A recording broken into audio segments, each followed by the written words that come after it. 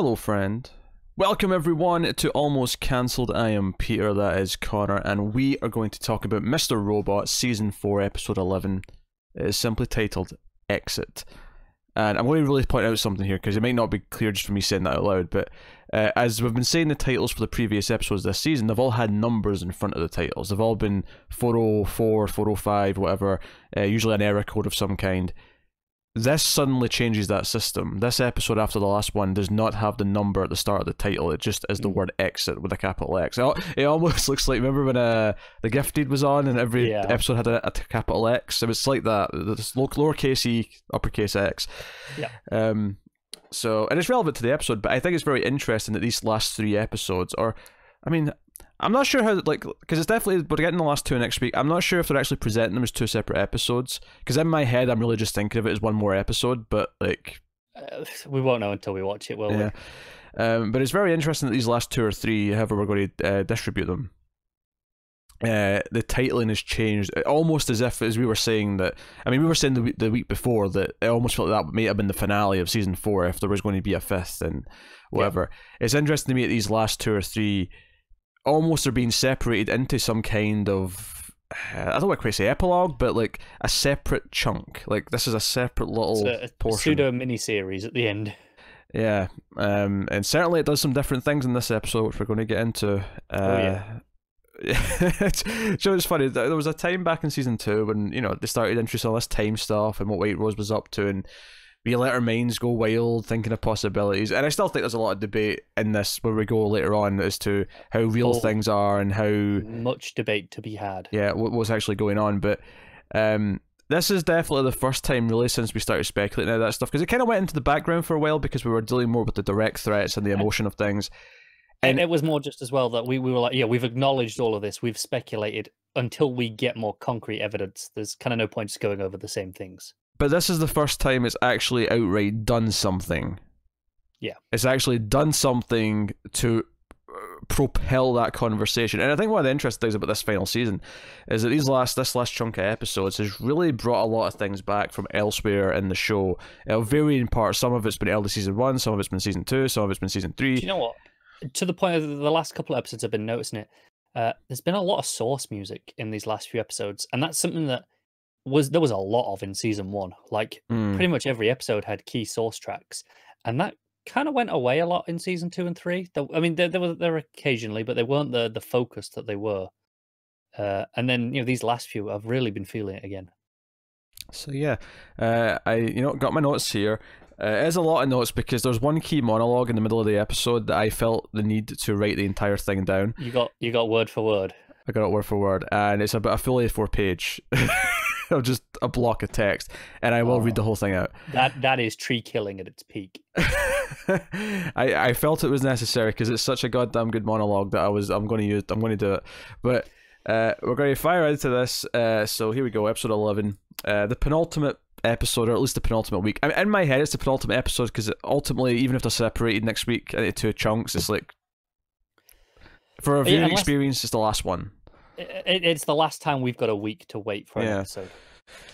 So we begin picking up with the White Rose waiting for the gunman to come in, and as I speculated, because we were talking about, well, surely the FBI have got her now, we'll go to for a cell, and I just kind of eyed out at the end of that conversation, like, yeah, but why are we assuming they're winning? Like, why aren't the Dark Army winning? And sure enough, the Dark Army have indeed won.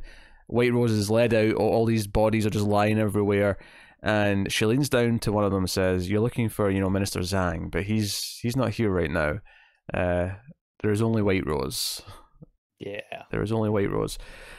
Which sounds, obviously not a threat to him. He's about to die anyway, so it doesn't really matter what it means to this particular soldier who's on the floor. But it sounds threatening to us, I think. There's only White Rose. Yeah, in the sense that for the longest time, this character's been about the duality of the two personalities, right? And how they not necessarily have their own agendas, but how they are kind of working symbiotically in the same way that Elliot and Mr. Robot were. And this is no. There's just one left now. Yeah. So then we go to, again, picking up from where we left off before. Not the end of the last episode, of course, but the moment that Elliot split from the group. So we have Elliot and Darlene hugging. The conversation goes further, though. We hear a little bit of what we heard previously. And it goes to a sort of much more touching place where Elliot says, "Thank you for never giving up on me."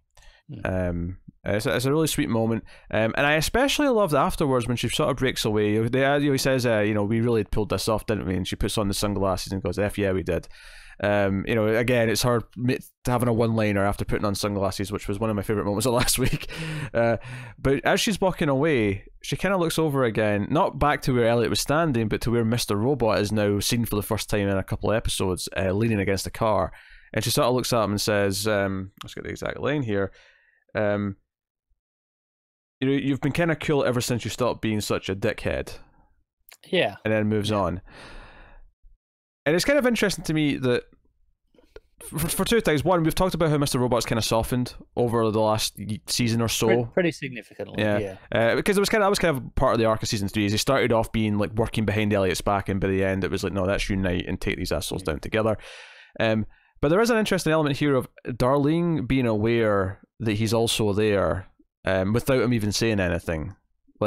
yeah, maybe it's just a sign of like just how well she knows her brother now. Like, this the is way he stood.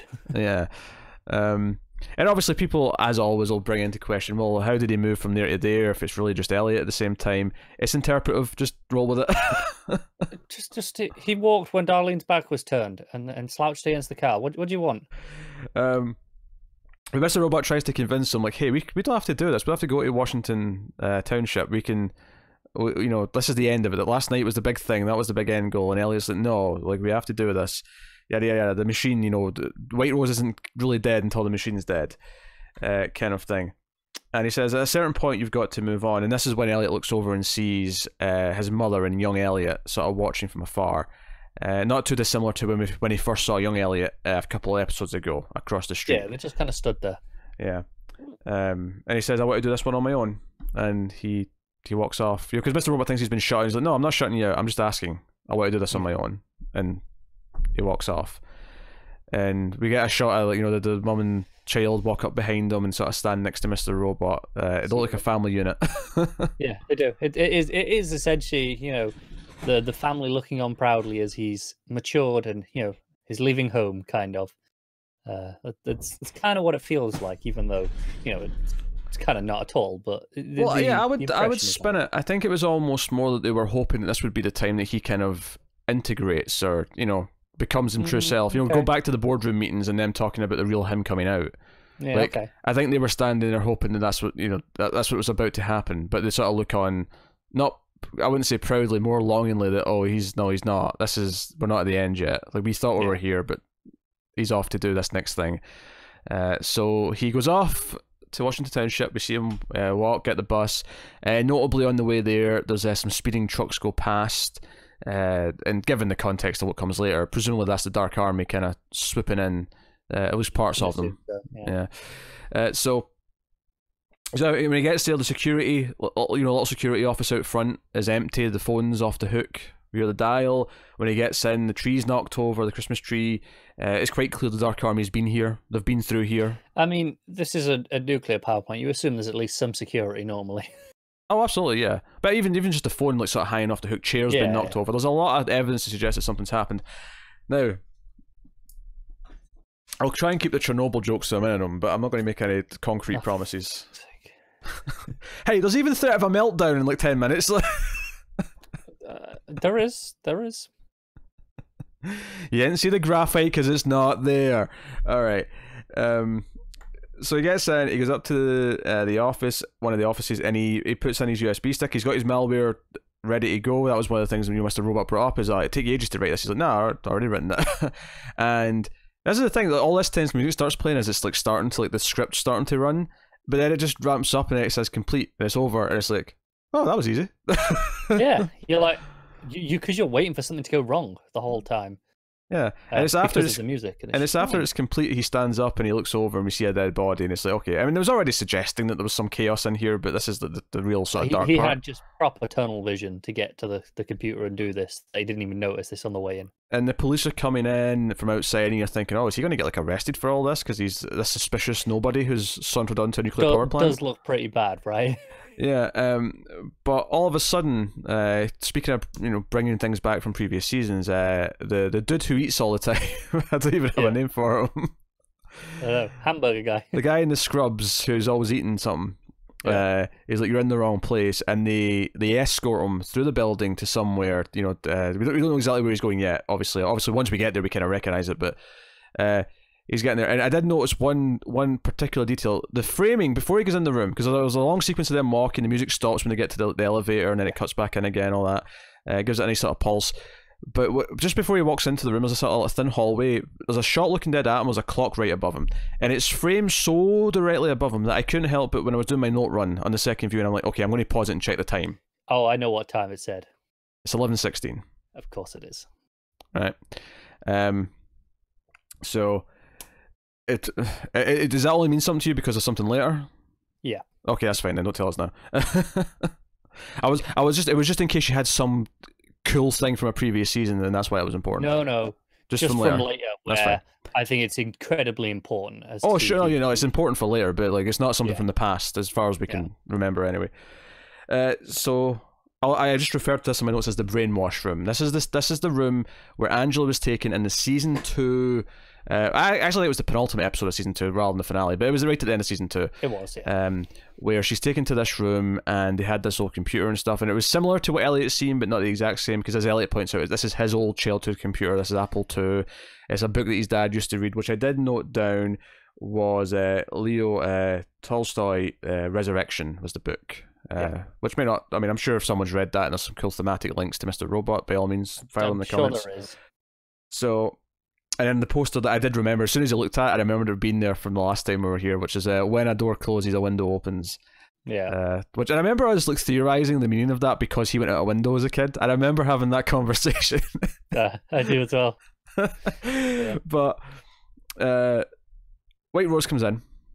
Mr. Robot, Elliot is like, this isn't going to work on me, and she's like, what? Brainwashing like you did Angela, because he understands this is Angela, and even he points out QWERTY in the fish in the window, which I've seen a lot of jokes, and I couldn't help but think of it myself. With the framing, makes it look like a Smash Bros thing. Isn't that off center though, the cross on that? Slightly, but it's the way he stands in front of it at one point. It makes it look like he's going to be a character in Smash. There was something really exciting about being here and the idea that, okay, because Elliot's going through this now, we're going to see the whole thing. Because obviously with Angela, we cut away and we never actually got to see what convinced her of all of like the plans that made her do everything she did last season. And White Rose says that she's going to deliver us to a better world. This world is, screwed, corrupt, and there's no reason to bother trying to save it, basically. And Elliot says, you want to destroy it because you hate people who have hurt you. You can't see the good in anyone, and this is when White Rose is on a bit of her monologue where she's like, "Don't make me laugh," and she kind of says that 3 times. She sort of, she says that, she sort of explains herself apart a bit, says, "Don't make me laugh," and then the 3rd time she says it really angrily. She says like, "So don't make me laugh." Like she gets really upset at this idea. And this is a pretty great speech as well from her. I didn't note down too much of this, but I did note down a couple of key bits. I really liked self-hatred is no longer an anomaly; it's a given. That was one line she said, and then another one was she accused Elliot of hatred. You that's your badge. Need I remind you of your group's name? Bringing up F Society, and hatred has been your anthem, is the exact line she used at the end of it. It was very damning to Elliot in general, especially early on in the show. Where, because he accused her, of hating people and stuff, and she's like, no, that's you, and she's not wrong, at least for of an course. earlier Elliot. Yeah, because well, he's had such an arc. Both him and the Mr. Robot persona have both had such an arc over the course of the show, and Of course, everything he's learned recently, which is what leads us to the monologue that I did write every single word of, because I think this was one of the best pieces of writing the show's ever had. Yeah. And you are going to butcher one of the best performances the show's ever had, I'm sure. I'm not going to perform it, I'm just going to read it. There's a difference. There's a difference. But it ties into so much of what he's went through recently, what he's learned, what he's realised the people around him mean. Because Elliot was such a closed-off character for such a long time, and so I'll read the thing, and we can have some analytical points at the end of it here. So you're right. I hate people, scared of them practically my whole life. People I loved, people I trusted, have done their absolute worst to me, and for a long time, that's all I ever knew. And obviously, we're thinking about his father. We're thinking about the trust that was betrayed there. Simple stuff. Of course, yeah. So yeah, I called my group F Society because you know what? Page turn. I'm going to swear during this, by the way. I'm not going to censor these. Fuck society. Society deserves to be hated for everything you said they did and more. Fuck every last one of them for what we've all been through. But then there are some people. This is where it takes a turn. But then there are some people out there, and it doesn't happen a lot, it's rare, but they refuse to let you hate them. In fact, they care about you in spite of it. I'm just trying to read my writing. Yeah. So obviously at this point we're thinking Darlene. Darlene, Angela as well, I'd say, to an extent. Yeah. So where was I? Yeah, okay. Well, right. let them hate you. And the really special ones, they're relentless at it. It doesn't matter what you do to them, they take it and care about you anyway. They abandon you. Wait, what? He didn't say that. Do you mean they don't abandon you? Yeah, I must have just missed the word don't. They don't abandon you, no matter how many reasons you give them. You're practically begging them to leave. And you want to know why? Because they feel something for me that I can't. They love me. And of course, as he's saying this, the performance, the music, of course, obviously takes a turn as well around this part and gets very sweet and hopeful. It's something this show's been doing so well. That performance is, an award-winning speech. Yeah, I mean, it cuts back to White Rose occasionally, but like it's just the camera's right in his face, like it's just him, and everything behind him is all it's just dark blackness. Yeah. So it is just his face for this most of this monologue. Yeah. So he goes on, and for all the pain I've been through, that heals me. Maybe not instantly, maybe not even for a long time, but it heals. And yeah, there are setbacks. We do fucked up things to each other. We hurt each other, and it gets messy. But that's just us in any world you're in. So this is him realizing, and this is him trying to say to White Rose, of course, that like it doesn't matter if you do change reality. If we go to another world, we're still people. We're still going to do this. But this is just who we are. It's human nature. Some people are terrible. Yeah. I'm not even at what I think the best bit is yet. And you're right. We're all told we don't stand a chance, and yet we stand. We break, but we keep going, and that is not a flaw. That's what makes us. So no, I will not give up on this world, and if you can't see why, then I speak for everyone when I say, fuck you. End of monologue. It's a pretty great ending. It's absolutely beautiful. It's that part he says where you're right, we're told we don't stand a chance, and yet we stand. I don't know if I would have called this back at the start of the show, but this might be one of the most hopeful, empowering sort of messages of any show I've watched. Of like, honestly, like I say, go back to like that for anywhere in that first season, and picture Elliot giving the most inspiring speech possible. Yes, and I think, if there's an overall message of this show, it's about, the world is screwed up, there's a lot of bad people, there's a lot of bad things going on, but we have to keep fighting. And it doesn't necessarily mean, it's not saying fight like Elliot did, don't create a hacker group, don't try, don't do all this shit. It's about the not giving up. The show's about not giving up. I mean, hell, this show in a large way might, obviously that was that one key episode where Elliot was going to commit suicide, but, I almost see this entire show now as being about, mental health. I mean, but it's specifically not committing suicide. Like, this is how you keep fighting, kind of thing. Like, sure. And the thought process that's going into that. There's a real uplifting element to this that is touching. It's a really touching speech. And it's right after this where White Rose is disappointed. The alarms start going off. The lights go red, and we find out that to power a device that has now been turned on underneath the plant, and we find out the reason why it was been moved is because it was dangerous to turn it on here, because drawing all the power from the plant would cause a meltdown, because all the coolants wouldn't be able to function. And as I know from the hit miniseries Chernobyl, that's a very vital... I'm serious. There's a great scene in the last episode of Chernobyl where he gets all these red. Give a shit. It's all these red and blue cards, and it's like he makes me think I know how to run a nuclear power plant, and I know how nuclear fusion works. Like, it's great, or fission, not fusion, fission. But you know what I mean. Very good. Yes, you know it so well. Shut up. My favorite meme actually after Chernobyl aired was this is how I feel after I watched Chernobyl, and it's that still from the first Spider-Man movie where Willem Dafoe says, "You know, I'm something of a scientist myself."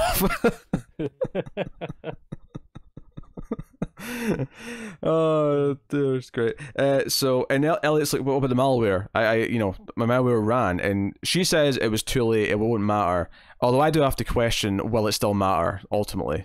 Yeah, we will question that, but her reasoning is it was already turned on, so it has no effect, essentially. I'm not sure if I believe that, but we'll dive into that, yeah. But yeah, she claims this is going to transform the world around them into a parallel world. Yes. Turn page. Yeah, and also it's just the core reason why she's turning this on here and now is she blames Elliot that, hey, you stopped me shipping this to the con. Yeah, you ruined my plans. Yeah, you ruined my plans, and now I have to do it here because I'm desperate. This is the only thing I can do now. Yeah. So, and she says, I'm going to show you what I showed Angela. And that line can't not give you chills, because it's like, because Angela clearly believed she saw something.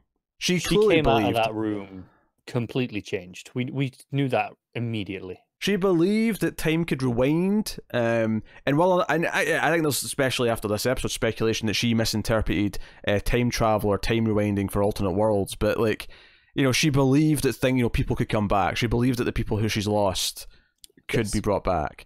And do you know what I love about this? I love that there was so much build up to that kind of moment, and so much of Angela believing that last season, especially the early last season before everything went down. That I love that even now in the last episode, like, even that is becoming super relevant again. Like, this is all important. It's making every part of the show along the whole journey feel important to the end game. It is one of the most clearly meticulously written shows in existence to have had not just we're bringing back things from season one, the odd thing here or there. No, this is like everything.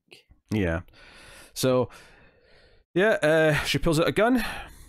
And she talks about how her and Elliot's paths are linked. There's no coincidence that their time here is so intertwined. And she kills herself. She puts it up against her head. Shoots herself in the head, yeah. And kills herself. So, we'll just close. Pretty shocking moment.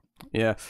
And I guess it kind of makes sense. If she believes the world's about to be rewritten, then why care? Yeah, why care? It's time to reset, essentially. Mr. Robot returns. Obviously, the alarms are still going off. Bad stuff's still happening. Meltdown is about to occur.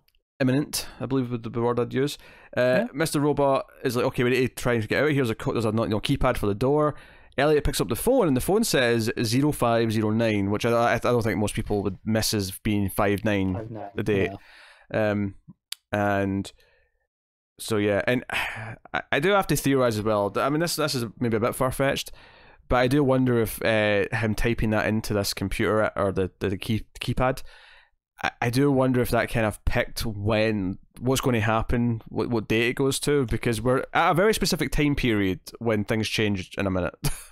Yes, we will. I think what the best thing to do is talk through the events as they appear. Yes. And then we'll discuss feelings and thoughts. So he gets this big floppy out. He puts it in the computer, and this text adventure style game. There's a little bit of images, but it's mostly text.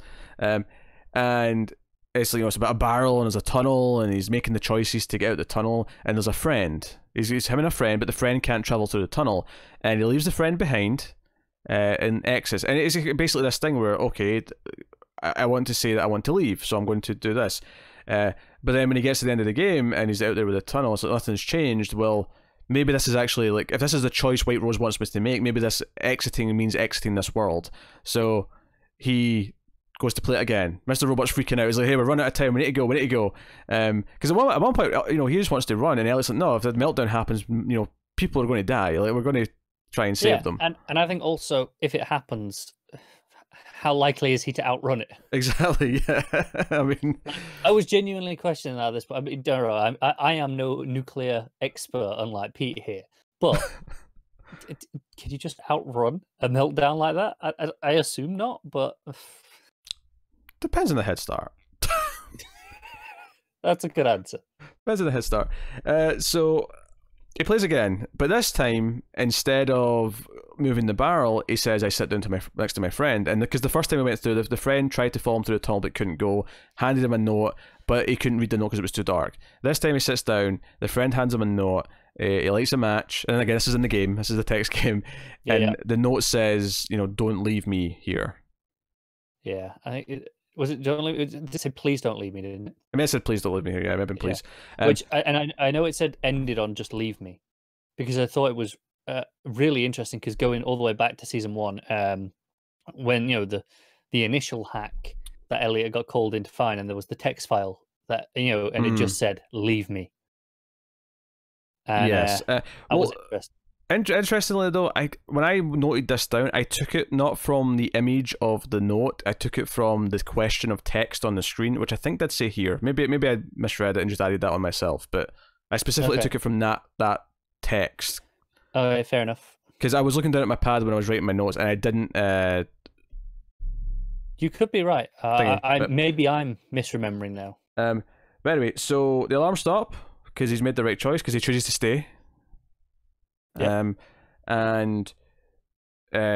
But when Mr. Robot goes to open the door, there's still like fire coming, and like, okay, the meltdown may not be happening, but the plant seems to be going down, is the impression. And they sit down, they think it's too late. They're staring at each other. Elliot says, I love you. Mr. Robot says that back. And Elliot says something very interesting to Mr. Robot. The final thing he says to him is, it's an exciting time in the world, which, as the previously on reminded us at the start, was the first thing, or at least one of the first things, that Mr. Robot ever said to Elliot in this show when he met him on the train. Yeah. So, some interesting parallels here, especially with the the leave me touch, because and just the idea of the is the friend Mr. Robot, or is the friend us? It makes me think of us more than Mr. Robot, given the word friend. It does as well for me, but it just made me think, okay, if this is about exiting this reality to a parallel world, as is the intention of the game, that's the point it's driving at. Is it okay, Mr. Robot doesn't go with you, it's just you, or is it about us? I think both play, but us is more likely. And of course, I had to give you credit for things, but I think you were onto something a week or two ago. Oh, you giving me this is rare, so I don't know which thing you're going. We're going to talk about the color exit signs here, and I actually think you're onto something, because so I was noticing in this episode that the exit signs in the building were red, and I was okay, that's normal, fine, whatever. But notably, obviously, the title of this episode is Exit, and Elliot does get a note with the disc saying Exit, right? That's kind of what makes him... It's inside the book, yeah. It's inside the book, rather, yeah. And that's when he decides to sort of play the game again, or play the game for the first time. And when this scene ends, when they're sitting waiting for their doom, the screen doesn't... It turns red. The screen turns red, and it made me think about the colour. And if the place in his head where his family is where he's supposed to go, if that's the ultimate victory, if that's where he's supposed to go to get healthy, the simple idea of like, no, this was the wrong choice, so it's red when it was supposed to be green.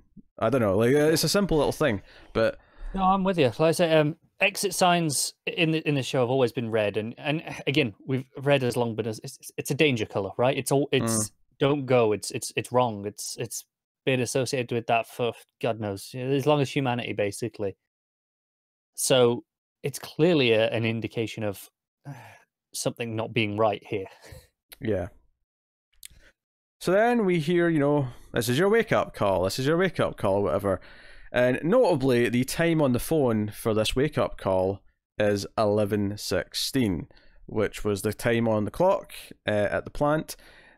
What's funny though is that I never remembered the time on this phone from the first viewing. So when I made a point of looking at the clock, I took down 11:16. It didn't mean anything to me. I just took it down. Went, okay, I'm checking that time down because it seems important. Yeah, I did because obviously I only watched these once. I noticed it here, and I didn't think too much of it. I thought, okay, it slept in, right? Because I didn't notice the clock beforehand. So it wasn't until I said the first clock was 11:16. No. There's the second time I see it that you see a phone when someone else picks up a phone off the floor in a couple of minutes. Okay. I saw 11:16 on that and went, hang on a second, that's a bit weird. Yeah. Okay. So that's three clocks at 11:16. Well, anytime you see the time, it's 11:16. Time in this last section does not progress in terms of what we are seeing as the time at all. It's always 11:16. That actually lines up with one of the key theories going around, or at least, well, there's a couple of key theories going around, and there's one that I've kind of molded a little bit to my liking, and it kind of we'll discuss them. Yes. Well, who knows if we have the same theory at the minute? We'll get to theories, and I've got a theory that I read on the interwebs. I did a bit of my own to it, although there's part of it that I don't like potentially, depending on what to do with it, and then there's also other little sort of ways to go about it. Anyway, so We're Twin Peaks: The Return now is basically my thought when this started, and I'm like, wait, we're spending like some of the last like episode in a chunk in like an alternate world. This is the end of Twin Peaks, and I won't say any more than that for spoiler's sake. If you've not seen Twin Peaks. I saw your tweet and went, oh, are we doing that this week? Because I saw that before I watched it, and I was like, that can only mean one thing. And obviously we'd been discussing this possibility for years at this point. So it's 11:16. He wakes up. My next note was he has a Mac. Yeah, and he's running OS X, which is particularly strange for Elliot, right? Yeah, he has a Mac. And he gets up. It's nice and bright. The color scheme changes. Everything's really warm and glowy versus the usual color palette. Joy, looks like an ABC show. It does. It looks like an ABC show. And there's a little earthquake after he's done his hair and he's shaved and whatnot. And do you know what's funny? At this point, I already, like, as soon as he woke up, right, I'm like, okay, we're in an alternate world. Whether it's real or not is up for debate. We'll talk about that. Yeah. But as soon as he woke up, I'm like, all right, how many seconds until we see someone who's dead? You know, how long before we see someone who's dead? And as soon as the Skype ringtone started playing, I'm like, it's Angela. Of course it is. And obviously it confirms it almost immediately because the camera goes a close up and it says Angela Moss calling. But as soon as it started, I'm like, it's Angela. Yeah. Because who else, right? How else do you sell this to us? Because of course it is. And Angela's there. A lot of interesting details come up here. Obviously there's the fact that there was an earthquake in New York. Let's not gloss over that. That's weird. But Angela's on Skype. Elliot's got a headache, which seems to... I mean, it was kind of there before, but it seems to get worse as he's talking to Angela, notably. It does. Even before we talk about anything that they say, did you notice that? So when you're on Skype, there's a little picture of you can see your own window in the corner. Yes. In a small one. That is not Elliot in that window. Like, it's someone else entirely. It's because it's always fuzzy. It doesn't show you it completely clearly, but it's someone else there. He's got glasses on very clearly. And at first I was like, this is weird. Is this a mistake? But then he does mirror the actions that we see Elliot making. Like whenever he lifts his hand up to his head, you do see this guy do that as well.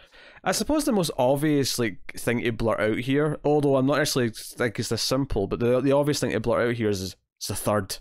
This is the third, because I think there's an obvious thing that to go through your head as you're watching this section of the episode to go, right, okay, this is our Elliot. Things have changed, and the headache is maybe him. Like, almost getting, like, reflections of what life is supposed to be, is that he's remembering the real world kind of thing, right? Yeah. And there's a couple of moments that even back that up. There's some glitches later where he kind of, like, says E-Corp instead of, we'll get to it, but, like, but if this is if this is not our Elliot, if this is a third version... Yeah, because something a couple of weeks ago that I said is... will he look like Elliot? Will he look like Elliot, or will it be a different actor entirely? And the fact that there was a completely different guy in that Skype call... I kind of like this way of doing it, where I think it'd be weird to introduce another actor now and like say, "Oh, this guy's important." But to sort of say, "No, we still see Elliot because we see Elliot," but in this world, because it never gives you a clear view. It's just very clearly someone else. Yeah. Oh, the other one that I noticed later on is there's a photo of the family, and it was kind of obscured, but it looked like the mum was different to me. I didn't catch that, but you could be onto something. It was like the notification for the missed call or whatever it was over her face, so it was hard to tell, but it didn't look like the actress who plays his mum normally to me. That was the bit where I was fixated on the time. But it may just because she was like in a bright sunny place and she looked happy, and maybe that was it's just surreal, and you can't imagine that. It's just surreal, and I can't picture it. But anyway, some very interesting details that pop up here. So she jokes about how he's not started packing yet, right? So it's okay, what's going on there? But you know, there's a little notification from his dad saying, "Oh, the traffic here is whatever, better leave for work." And she's like, "Oh, your dad's still checking the time for you, right?" So first of all, his dad's like around. That's first and foremost. We'll get to that in a minute. But she's like, "Such an only child," and it's you're like, okay. So just the first thing I want to point out here, just in terms of like calling back to previous stuff. In season 1, he had quote unquote forgotten Darlene. Yep. And here we have a world where he literally does not have a Darlene. Interesting, that, isn't it? Interesting. So they're getting married tomorrow. Elliot and Angela, that is. Which I think is where we have to talk about, you know, the dream sequences. 104 dream sequence, which was all, hey, you know, we're getting married. Yep. So there's things. It's almost like part of this world was overlapping. And again, and to me, a lot of this says this is all just kind of in Elliot's head anyway. But I mean, again, that's open for. I mean, debate. I have one way of reading this where it's not in his head. Sure. And we'll get to that. Well, but yeah, do you have a way of reading this where it's not in his head and it's also not science fiction at all? No. Okay. Right. Okay. Just clarified. I mean, depends how hard science fiction we're going. All right. I've got a soft science fiction version and a hard science fiction version. All right. And of course, we see the world's best dad with Edward, and he's working as Mr. Robot. Oh, he's got a different logo now. He's got a nice bright yellow logo and all the rest of it. And they're talking about a secret surprise for Angela. Elliot's worried that she's figured something out, and he's like, "No, you're just nervous about tomorrow. It's fine. Just, you know, go to work. We're still in for lunch. Blah blah blah." So all these details that pop up here that are just like, okay, really establishing how different this world is. And we know Elliot's got a big presentation at work today, and he's been, you know, supposed to have been up all night working on it. Mm-hmm. So we go to All Safe, and we see Lloyd, who we've not seen in a long ass time, and we even see Ollie show up. What a smug prick! Yeah, he's still a douchebag. Yeah, but some other really important stuff here. While he's talking to Lloyd about the presentation, he says, "Oh, the E Corp's coming in for the presentation," and he says, "E Corp? I mean F Corp?" So you nervous? Yeah. So there's two things here with the F, right? And we'll get into it more so later, but I just wanted to present you the two key kind of things that the F could be coming from. One is that it comes from F Society, and that's why it's F Corp in this world. And the other one, and we'll talk about the loop theory later, but the idea that there's literally been an A, B, C, D, E, and F. Yeah. And we're in the sixth version of the world. Yes. It took you that long to count to 6. Honestly, I had to think of the alphabet more than 6. Oh, Jesus. So, and of course, the other thing that comes up here is on TV. We see F Corp stuff doing things, but we also see Zhejiang. This is like basically White Rose in this world, who is sort of this big, you know, advocate for whatever she's doing. She runs the company. She's philanthropist. The Deus charity. Yeah, this is the good version of the world. This is the good version of White Rose that White Rose envisioned. You know, because he even says in this episode he wasn't born as who he was supposed to be. And I think that is interesting, actually, because in the past, whenever this stuff came up, we always took it as kind of a more unique, or, you know, like, it always felt like he was talking about wanting to live both versions of his life. Whereas I'd say this season has shifted it more towards more of a, it feels weird to say traditional trans style sort of story because of everything that he's done and she's done. But, like... Yeah. You know, this desire, no, I was born as the wrong person. This is who I was supposed to be. It does feel a lot more conventional. It definitely feels that way now. It didn't at first, and I'm not saying that's a fault of the story. I think it was intentionally contradictory, right? To make us feel like there was stuff going on that we didn't understand, and it was surprising. And we see Elliot's actually this chief executive officer. I was a little surprised there was no Gideon. I was expecting Gideon to pop his head out somewhere. I could see it, yeah.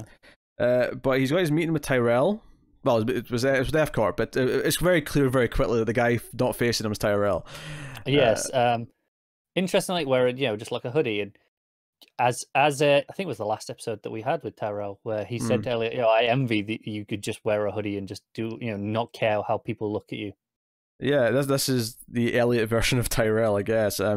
But more interestingly, is it there was almost a point here where it felt like, again, if you were going back to the idea, because there's so many ideas running through my head through this section of the episode, but going back to the idea that Elliot has went to an alternate world, and let's say this is still Elliot, who's maybe kind of having these glitches, because there's a moment in the TV where it glitches to E Corp and back again to F Corp, right?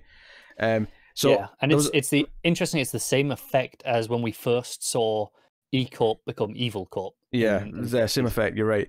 And when he's talking to Tyrell here, and Tyrell's asking, because Tyrell's like, "No, we're going to go with all safe because you're not fit for us." And he's like, "Why?" And he asks him this really weird question. He's like, "Oh, what's the worst thing about your life right now?" And Elliot gives this speech about the worst thing is also the best thing. I get up every day. I've got a really sort of routine. Is this job, but it's reliable, and I love people around me. It's both the best and worst thing about my life. And he kind of agrees.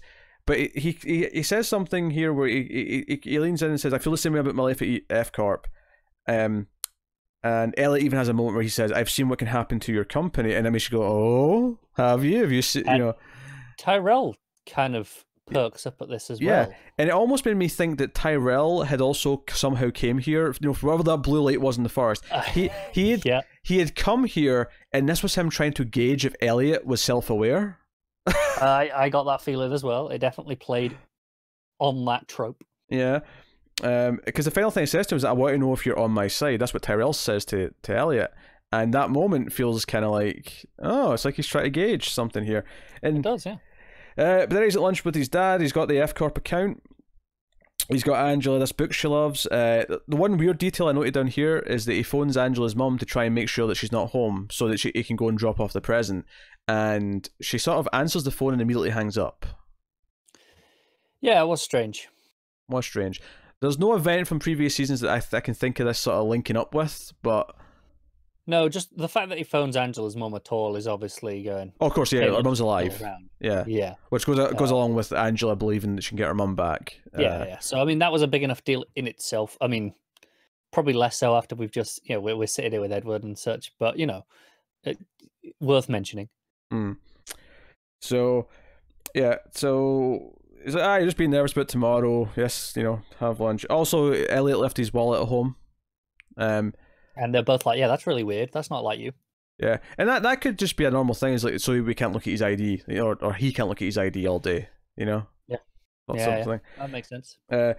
So then he goes to Angela's. He's got a key, obviously. He goes into the apartment. He notices some broken glass and some tissues with blood on them. He mentions how her dad's a klutz or whatever. Which, obviously I'm thinking, is it actually Price? Is Price the dad in question here who's been drinking the whiskey? And yeah, he says, your dad's obviously been drinking. Yeah. So, because we've met her, her sort of her dad that raised her. We've met him as well, and he's also seemed like a nice enough guy. Yeah, I agree. But possibly this is a world where Price and Angela's mum actually stayed together and were a family unit. Very possible, yeah. Very possible. And he leaves stuff behind for her. He's got a moment in the cab, and we end the episode with him walking into the apartment, and he sees something that shocks him, and then we see what he's looking at. And any ideas that this was our Elliot, who was kind of starting to remember things, kind of flies out the window when we see our Elliot sitting there in his hoodie at the computer. Yeah, that's how you throw it for a loop, isn't it? And it ends us here. So let's go through some multiple possibilities, because there's a lot of things running through my head as I'm watching this. Okay, yeah, we kind of have to break them down one by one. Yeah. So first of all, let's discuss the possibility that, right, for assumption's sake right now, everything we're going to talk about now, theory-wise, is there is actually a parallel world that he's travelled to, or not travelled to even, but this is a parallel world, right? Let's say that for the next few theories, this is science fiction, we're in a parallel world. Just before we get into that, I think we do need to mention, we've mentioned obviously the time is 11:16. It is also 5:9. It's also 5:9. That's why I was saying earlier, but the keypad, type in the 5:9. Yeah. That is the date that we are at. Yeah. So, I'd love to go back and watch the episode where 5-9 happens now. Also, I read someone ponder this question during the week. Someone said, "Did we ever learn about what happened those 3 days that Elliot was missing at the end of season 1?" We did not, and I think that ties into one of these theories potentially. Yeah. I think some possibilities here. Yes, but I'm going to do the sci-fi ones first, so we'll come back to that because that one's not sci-fi. Oh, I mean, there's a sci-fi version of that. Okay, there could be a sci-fi version of that, but we'll leave it for now. So first things first, the simple idea here that it almost feels that Uri Elliott is becoming the new Mr. Robot to this Elliot, right? Yes. The way he meets him at the end. The fact that Elliot's last words before the red light was the first thing that Mr. Robot ever said to him in the show. It almost feels like that, right? And we have to talk about the science fiction. Like, are we in a different world? I mean, we can't help but deny the fact that, one, everything White Rose has said was going to happen, or she thought this better world would have, seems to have. Everything that Angela said this better world would have, seems to be there. And again, just remind you of this key fact. Angela saw something and came back. Yes. So, theoretically, Elliot could come back from this. And I just realised what the sci-fi version of the other thing was. There we go. I just realised. Okay, so that's a possibility, and there's a possibility that this is our Tyrell who is here, who is different and is trying to open up to Elliot.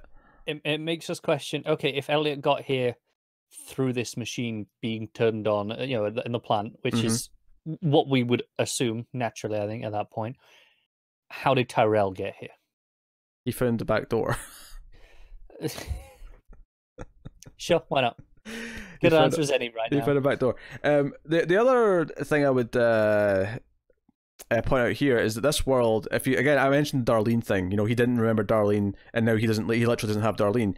Even the idea that he thinks that he was best friends with his dad, that is real here. He is best friends with his dad, and his dad seems to be a stand-up guy. Yes. So all these things that he thought he had at the start of the show are here. Yeah, this is seemingly reality. Yeah. So that's very interesting. I think the fact that we're in this time period is very interesting. So definitely. Yeah. So let's talk about the loop theory, and I'm not necessarily super into it entirely. I'm not 100% sold either. I'm with you on this. The part I don't like is that, to me, this implies that everything that's been in the show has been in Elliot's head in some capacity, right? That Darlene and Dom and all these other characters aren't necessarily really have been here, right? And one interpretation of the theory, anyway. Okay, we'll talk through it because I'm intrigued. Right. So the theory is, again, go back to the letters. The idea that we're on the F Corp now is that every time Elliot gets to this point, he ends up going back to season 1. And that's why we started the show where we started the show, because that was where that iteration of Elliot... I mean, it's what Angela said in that dream sequence in season 1, right? You were only born a few months ago. The idea that... A month ago. Right, yeah. So we always go back to that time, and essentially there's a loop happening where he keeps... there's different versions of him and different versions of the court. And there are things that play into this, like I've seen in poster, and there is a thing called the Alderson loop, which is a programming jargon thing where it is an infinite loop that shouldn't be. It's only a loop because of a user error, like a coding problem. There's actually there is an exit. It's easy to break the loop. It just, because of an error, it won't. Yeah, and that part I like. That part, like the idea that he should be able to leave, and he almost did make the right choice potentially in this episode, but didn't. He almost got tricked, kind of, into not making the right choice. So, because anything that takes away the fact that all these other characters I like and have really grown attached to, that they weren't real. Because if Darlene in some capacity isn't real, I think that's really upsetting, right? What's interesting to me is I don't think that this being a loop does stop them being real for any reason to me. If this is a loop and we're taking this as face value, this is a parallel world and some form of time travel, because this is 5/9 we're seeing now, and that's how the loop begins, right? Because it's if we're using science fiction along with this loop theory, yes, yeah. Because typically when I read that theory, I was not thinking of science fiction. I was thinking of, no, this is in his head and he's looping, and he can't escape his own mind essentially because he's not making the right choice. Okay. Which would mean that everything that we've seen has theoretically be just been in his head, which I don't like, because to me there's been key things to us that we've understood as part of Elliot's mind and not part of Elliot's mind, and those other characters have been meant so much to me that I wouldn't like that. So as much as I'm sort of explaining this, I'm explaining this because I don't want it. No, basically. I agree. I think if it's a loop and this is literal, real things that we are experiencing, this is a parallel world. There is some sort of time travel element that begins the loop again, physically, not just inside his head. Yes. Okay, I'm not saying, I definitely want that, but I like that a lot more than the loop where it is just inside his head, because that doesn't diminish the other characters. Yes.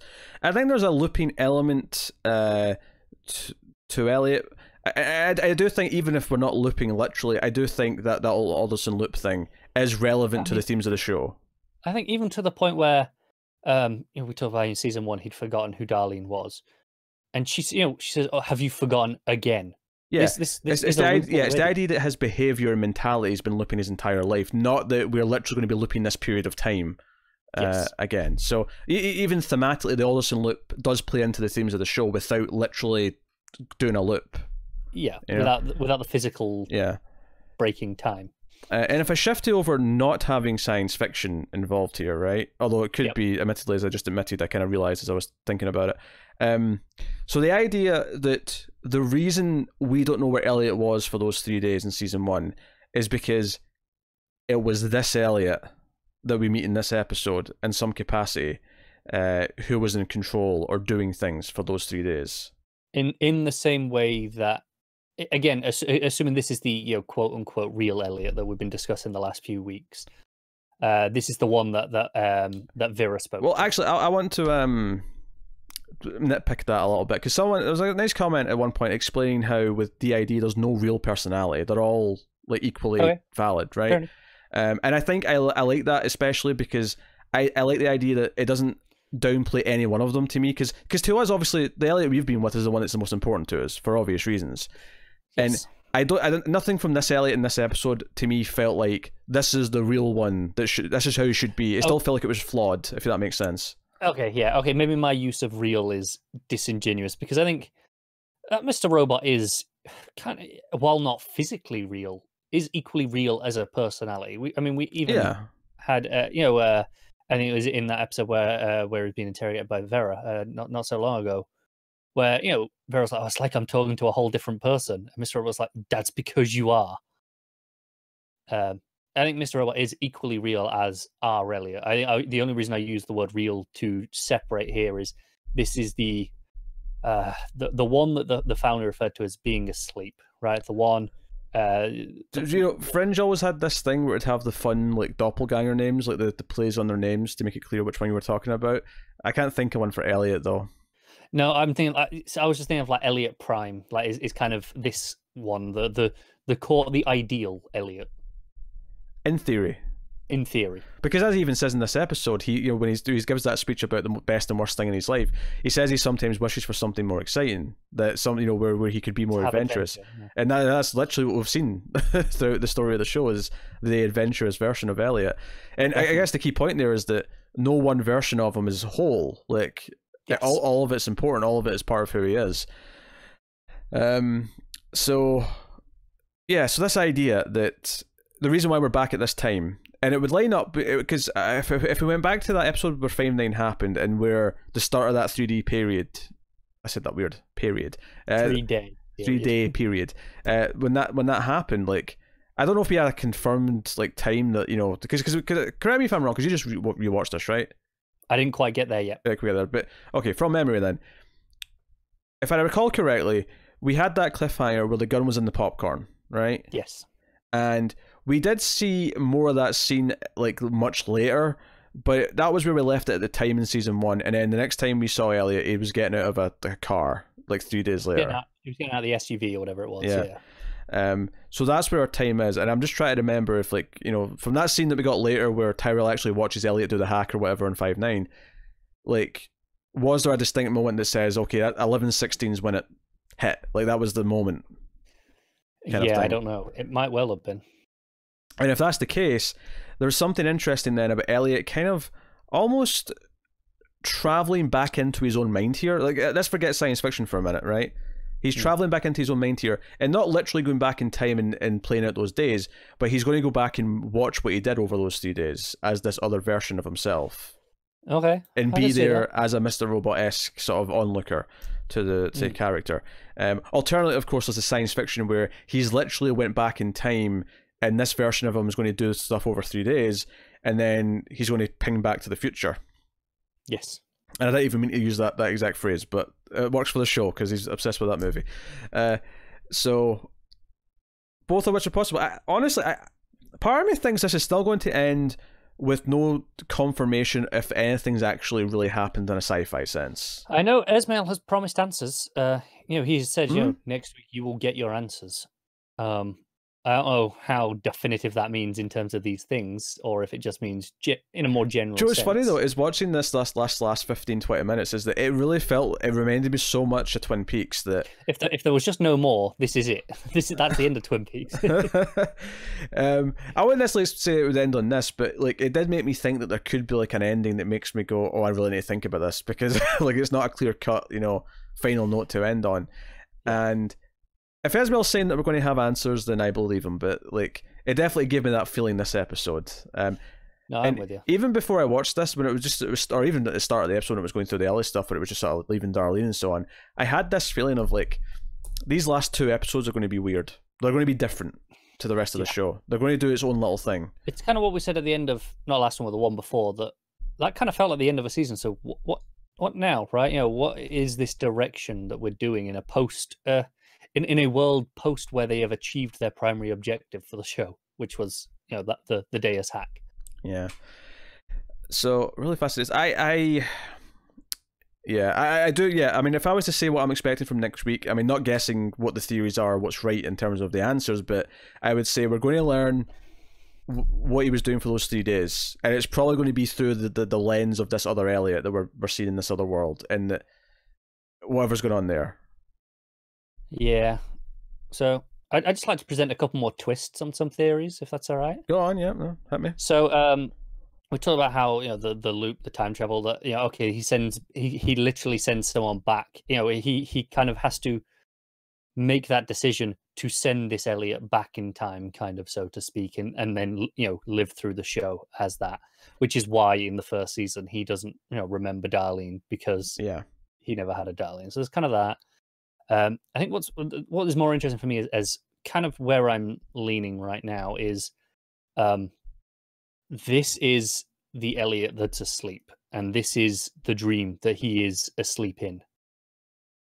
We know Darlene is his trigger. That's why he woke up for. So that's why there's no Darlene. He doesn't want to be woken up. He doesn't want to be reminded of that possibility. This is a world that Elliot has created for himself inside his head.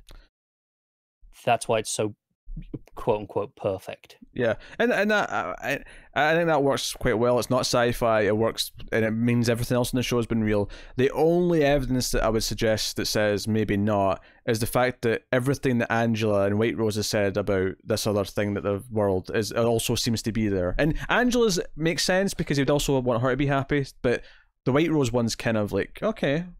Yeah. I think part of this you could explain as, okay, if this is like a dream, so to speak, this Elliot is asleep. It's like parts of reality are filtering through, and they're just kind of affecting the consciousness.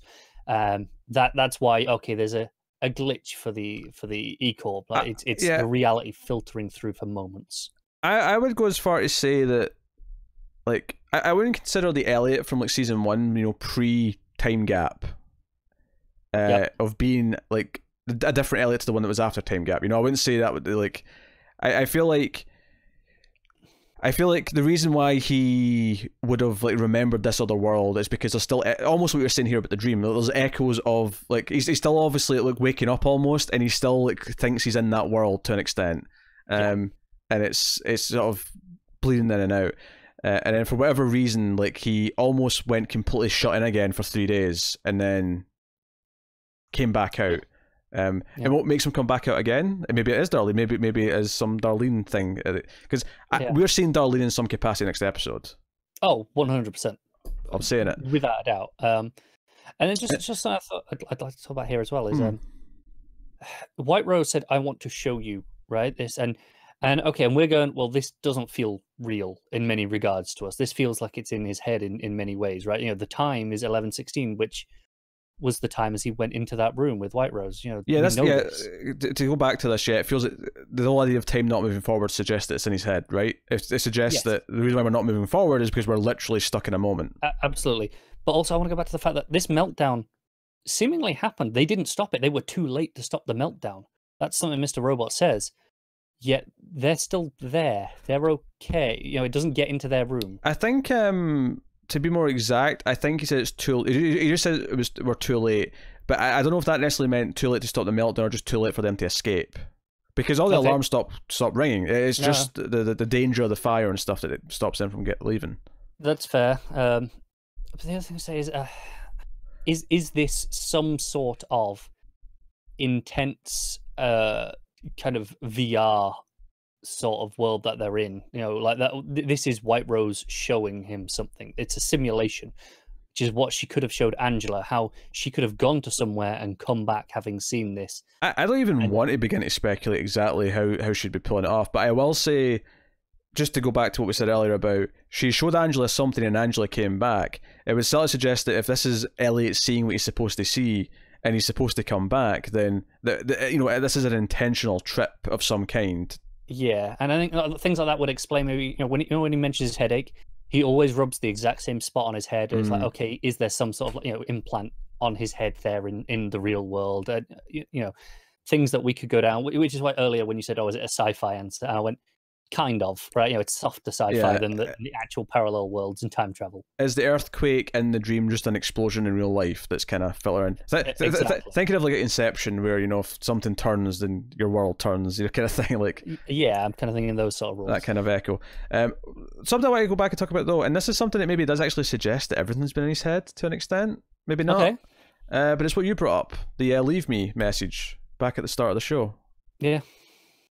I mean, How do we explain that almost foreshadowing like bit of advice for this game? That's interesting because at the time that made perfect sense. It was a message to him to leave this exploit here. Don't tell anyone. Just leave me here and let it run in the background. And we get that monologue from Elliot going, "I should delete it. I'm gonna delete it. Oh God, I don't want to." And obviously later we learn, because he set it was his plan as Mr. Robot, right? So it's this subconscious desire not to. Yeah, I mean, maybe I'm reading too much, but that might just be like, okay, it's a nice bit of like echoing of that line, but it's not literally like this was a message back then for now. Yeah, because it was at the time it was leave me. If in this context, don't leave me was the friend saying don't go, don't leave me on my own to die alone, right? Stay with me. Whereas at that time, if again on that same context, it's no, do what you have to do. In this context, which I think is interesting again, but it would show that growth, and I don't know, it's interesting stuff. Yeah, I will say what's really nice about the music in this last chunk is that there's kind of a weird theme that plays right at the end when this Elliot sees our Elliot. But what's interesting, it's very reminiscent of like the music that would play when Elliot would see Mr. Robot back in the day, but is a different type. It's almost like not an inverted theme, but like it's like, no, we're going to do that again, but I have it be different because it's not the same people. It's someone else seeing Elliot. It's interesting. Just as we haven't talked about this, just in the visual filmmaking, we've spoken so often on the show about the framing, the headroom, being off to the crazy sides and stuff, and in this quote unquote perfect reality at the end, it's all shot completely normally, right? They're just centered in the frame or wherever they're supposed to be, not weird usual Mr. Robot looking space. Yeah. No, it's very interesting stuff. I'm intrigued, a little bit scared. Yeah, and I say a little bit scared because I trust Esmail at this point, right? But there's always this thought. It's like, okay, you're getting weird now. Like, could you fumble the landing? Because we're getting into really strange territory.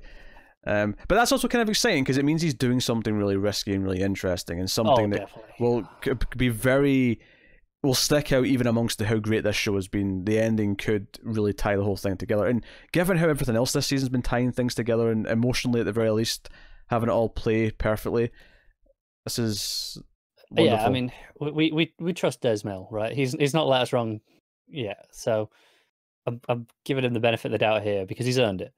Yeah. And I think it's safe to say me and you are both kind of on the same side of this isn't a real parallel world. This is kind of some sort of in his head simulation, something. Yeah, I'm leaning to not sci-fi. Is what I'm saying. I'm leaning to, and not including possible VR tech, but much softer sci-fi in comparison. But like, I'm definitely leaning towards this is. If I was to make my guess, I would go with.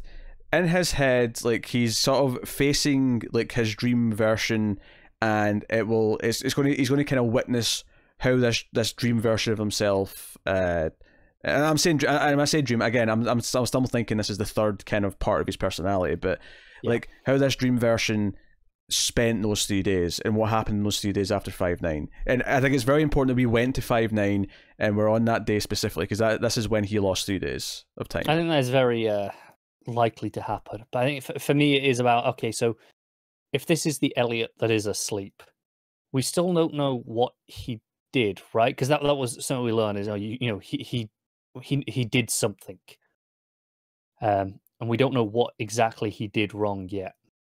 And I'm quite interested to learn what that is.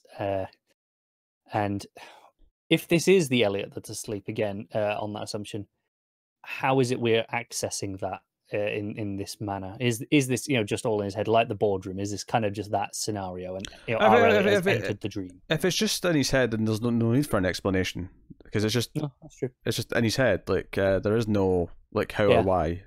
And just okay, rewind slightly again. We talked earlier about how he pulled off his exploit, right? For the machine. Yes. And White Rose said, "Yeah, too late." And we both kind of went, "Is it though? Is that why he's glitching?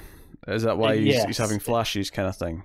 Is that why it didn't necessarily? If this is a parallel world, is this why it didn't merge perfectly? Is this why our Elliot is still there? Maybe not physically. Maybe he is a Mr. Robot style manifestation, but he is there." Yeah, because I mean, I kind of read the ending as he's the Mr. Robot of this world. However, you could read it as that the exploit, because it is starting to affect things, is basically not. It should have turned him into this Elliot, but instead he's there as a separate entity. Yeah. Yeah. There's stuff there. I'm not gonna lie. Just the last 10 minutes of this episode, whatever it was, 15. I'm not entirely sure. Just my brain was in overdrive. Yeah, I was constantly racing through various things, and it was part of it was like, oh, am I believing that they're really in a different world? Not really. No, there's more we could do with this. I think it's once I noticed the time that things really kind of went, something's definitely wrong here because it's not moved. Because I think that's what it made it such a significant point of showing when Edward went to pick up the phone with a missed call, and it said missed call from Elliot, right? And he'd just got off the phone with Elliot, which was kind of weird in itself. But it was the exact same time, and it felt like they were showing us that just so you'd put it together quite nicely with the phone at the start, because it's on other screens, but they're much less noticeable than those two, I think. Yeah. To be fair, he was on a different phone though when he was on the phone to him. Yeah, I know, but why would he have had a missed call on the other phone? Because Elliot tried to call him on the phone. Oh, because Elliot tried to call him first before he called him in the work phone. I mean, yeah, could do, I suppose. Yeah, that would work. Because he even mentions that he lost his phone because he tried him on the phone and it didn't work. True, yeah. And then when he goes through, he's like, "Oh, there you are." So okay, yeah. You should have a missed call. Yeah, that makes sense. That's fine. Yeah. So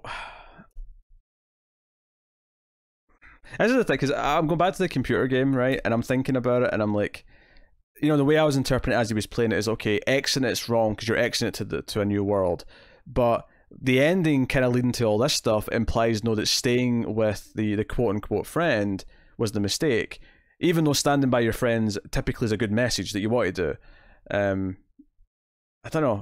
The interpretation of the game. That game is so fascinating, I think, because it is there's only like 3 or 4 stages. It was okay. There's a barrel, tunnel. A friend gives him the note in the tunnel. Yeah. He gets out of the tunnel and there's a boat. He gets on the boat and it tells him, game complete. Worth mentioning though, the boat was a second screen. It was because at first it was just the ocean or whatever, and then he went further, and then the boat was visible. Oh, was it? Okay. There was two screens to it, yeah. Okay. Which may not be important. I'm just in case. No, that's fair. I conflating that very slightly, but he gets on the boat and it's like, you won the game. Congratulations. Would you like to play again? And it's like, okay, nothing happened, so yeah, we'll play again. And that's when he goes back and does things differently. And again, how many times we spoke about repeating the same events but doing, making different choices, and how just a couple episodes ago, the whole thing was Elliot saying, no, I wouldn't do these things again, because I wouldn't change these events, because this has made me who I am now, and this is where we are. And I think that's this choice to do it again and change it is maybe the wrong decision. And I think I think that speech Elliot gave about, this is who I am, like, I wouldn't change anything because then I wouldn't have you. Like, I think that is going to be very important to whatever choices he's going to make in this last episode, and whether or not he comes back to the real world. Is that how he has quote unquote broken the loop, in that he has had that realization this time where he hasn't before? Yeah. So before, he's always been desperate to change it, so he goes along with White Rose's kind of plan, right? Whereas this time, no, not quite. If there is indeed looping happening. If there is, yes. Again, this is the problem with there being like 2 or 3 theories that you can plausibly kind of go down, and we wouldn't really argue with it too much if they did. Again, though, I don't think there's literal looping of time. I think looping thematically ties into his character and everything he's been going through. I agree, yeah. But I don't know. I don't necessarily think there's been literal looping of time. I don't think there has either, but I want to just keep it open as a possibility and discuss the options of, if that is the case, that's one potential reading. I want to say how much I love the idea that Esmail in season 1 put in this weird 3-day gap, and it was, okay, why is that? What's going on? And over time, we all just kind of, like, I'm sure not everyone forgot necessarily, but we kind of forgot about it, right? In the sense that we kind of just accepted that it happened and went, yeah, whatever. And to the point where this season I wasn't even thinking about it, and as soon as someone mentioned it, I'm like, oh yeah, that seems really important. Why have we not answered that yet? And I think it's interesting, it's what I said earlier, is that there's stuff popping up from all the seasons that are suddenly super relevant. Angela going to see White Rose in season 2 is super relevant. Those 3 missing days, super relevant. Stuff from the first couple episodes, super relevant. Everything last season about what Angela believed could happen, all very relevant. Like, everything along the way is suddenly becoming, like, very important, and it is so meticulous. It's so impressive that dream sequence from episode 4 of season 1 is still tying into things, and things are still saying, hey, these are important details. They give you a sense of what the whole story really is. Yeah, it's funny, because obviously I rewatched that episode a couple of weeks ago with the girlfriend, and I said to yeah, okay, so because she doesn't really care. She's seen like the odd episode from further ahead, so she's kind of aware of some stuff. So I was like, so this is kind of like this prophecy for the entire show, and there are still bits that we're like maybe 5 or 6 episodes from the end at this point when I was saying this, that we don't understand yet, but we don't know what they are, and even now where the kind of the penultimate episode, and we're going, oh, this is where the marriage stuff with Angela's come from, right, in that dream sequence. It's kind of all kind of tying back to that still. And let's not forget that scene with Angela in that episode ended with the demonic voice and talk of the monster. And I do wonder, even though he has like realized what his past is, one of the lines I loved with Darlene earlier on, just right back at the start of the episode, was when he said, "I've been through so much." He never says what it was, and and I was expecting her to say, "I know." Just that much, just the words I know. She never did, and that doesn't mean she doesn't know. It just means like she chose not to acknowledge it there and then. But it makes me wonder. In this final 2-parter, are we going to get the monster? Because the monster still has to be relevant, like this, and obviously we've talked about what the monster really represents and whatnot. But we're in the world where he's actually getting married to Angela, and there was talk back when we first got introduced to that about this monster. Yeah, and I can't help but feel that threatening presence, that menace, is still going to be weighing in there in his head somewhere, somehow. I kind of feel like just roll with me here for a second. Okay. our Elliot popping up here at the end As is the monster. There's the monster. I knew you were going to say that. World. And I kind of feel like, okay, he is shattering this illusion that Elliot has for himself here. I don't know. Maybe I can see where you're coming with that, and I kind of like it to a point, but the way it was phrased in that episode, it was very specific. I agree. I'm kind of stretching a little bit here. It was very specific, and it representing his father. Obviously, was this kind of terrifyingly perfect fit. Yeah.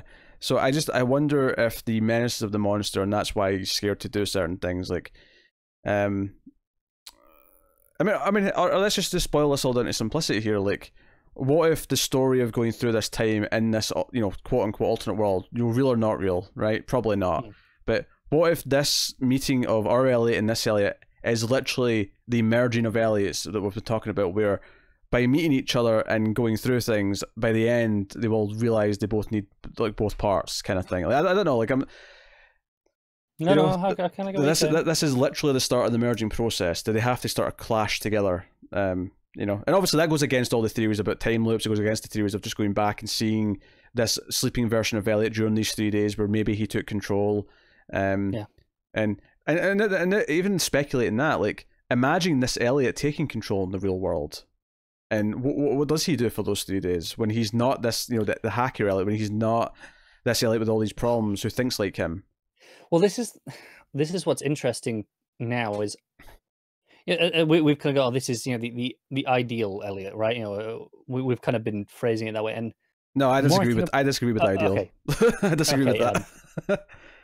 All right, because he's missing all the other things that our Elliot has. Ideal. I don't mean in terms of complete. I mean in terms of he's supposedly the one without the problems, right? Yes. Okay. Yes. What bothers me though is, so he's in a very idealized world here. That, again, if we're going back to what I was saying earlier, how he's kind of dreamt up this world for himself. This is him asleep, and this is his dream that he's put himself into. Because we know Elliot can reprogram his mind, because that was the whole thing of why we always saw Evil Corp, because he reprogrammed his mind to see it automatically. Is this? And I was just going to say, we know, we're going, oh yeah, okay, so this Elliot, we can't picture him doing all these terrible things, right? In in those 3 days, but he did something. We know that he did something presumably terrible. What if okay, let's say that there is a disaster at the plant, right? That's, even though they've stopped the meltdown, there's no big, nuclear fallout or anything like that, where, it's going to kill thousands or if not millions of people, right? But there is a disaster of some kind that affects him, right? And I'm kind of likening this to almost like a flashes before your eyes kind of moment. Not that I think he's going to die necessarily, but the idea being that this is literally him reprogramming his brain as if it's the start of a new version of the world, like, and not so much that he's going back in time, just that this is almost him filling in all the memories of this new personality, of the, like, filling in from this point on the memories of this world. But the story here could be that real Elliot showing up in the world is going to be him making the choice to not go through with it and finish. That no, I have to remember who I am. I can't reset everything like this again. I have to still be me. Face reality. Yeah. I like it. Yeah.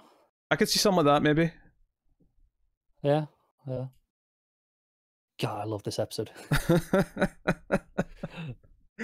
I just it went off the deep end, in potentially, but also left it very feeling true to the show, right? In these possibilities and the way it's presented.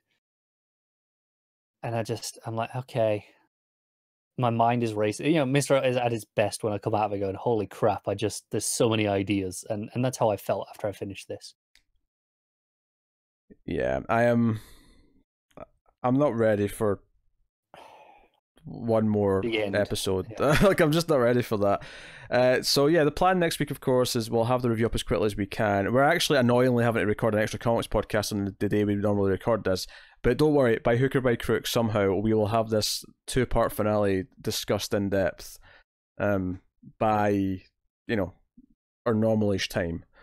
So we will find a way. Yes, life will find a way. And I'm sure there's other theories you're going to throw at us. That is, by all means. Because let's be honest, next week's episode is like the TV event of the decade. it's if that's how we're closing off the decade with one big last hurrah of TV, one last this is the discussion to have. I mean, there's a bunch of stuff you could sort of argue as a TV event of the decade. There is.